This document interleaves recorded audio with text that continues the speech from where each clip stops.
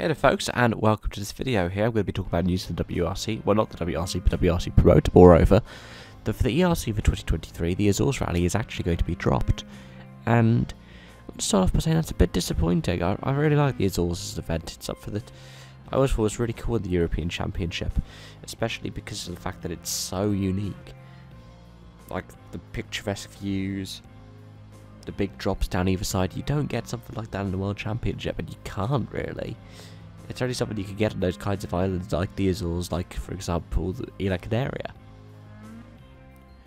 Now, it hasn't been confirmed whether or not Isla Canaria will be returned for 2023. I hope that you get at least one of them, maybe even if it's rotating between the two.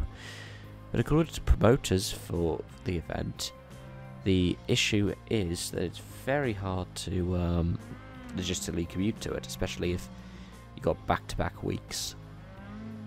So, for instance, if somebody's running in WRC 2 one week, and then the next week they're running in ERC, so they're going to have to get their Rally 2 car from one point of Europe to, well, this island in a week.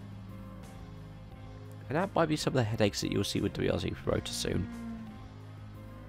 But it could mean other good things as well. It could open up opportunities for other rallies to slot into the ERC on their way up to the WRC or on their way down from the WRC. So, for example, EPA could get benched next season for the WRC and then end up back in the ERC calendar, which I would love to see. Because for me, it's a kind of ERC staple, the EPA rally. At the same time, we could easily see a British rally on the calendar for the ERC. I mean, the Intercontinental Rally Challenge had Rally Scotland. We don't have a Rally GB at the moment. That could be a good way to get it back up in the ladder. It could be a good way to get the rotation running as well. Which, well, brings back talk of the 90s, you know, when they were like, oh, we'll have A calendar, B calendar, C calendar, and you'll be involved in A and C but not B, or B and A but not C, or anything like that. Which ended up with some of the weirdest things, like how 95 and 96, well, they had such short rounds because the other 6 rounds were being done by what, like, kind of kit cars? I don't know. I hope that it opens up an opportunity a bit like that for the ERC and WRC.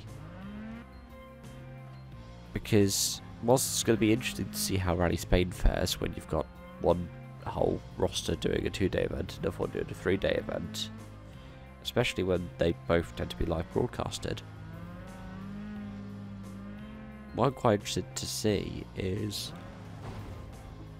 well, what this means for the future, because I don't think those kind of crossovers should happen in the future. I think they could happen, but don't necessarily think they should.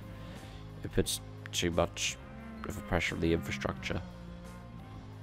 But it means that if you've got an event that's less popular with the fans, or isn't bringing in enough money, they can go into the ERC, still provide that level of competition, but with less, say, budgetary issues.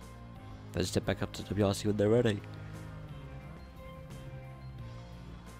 And if the WRC promoters look at trying to go worldwide with their ownerships and maybe taking over things like the APRC, that would be a good model to try out. Anyway, so those are my thoughts. Let me know yours in the comment section down below. Thank you so much for watching, and I hope to see you again soon. Bye for now.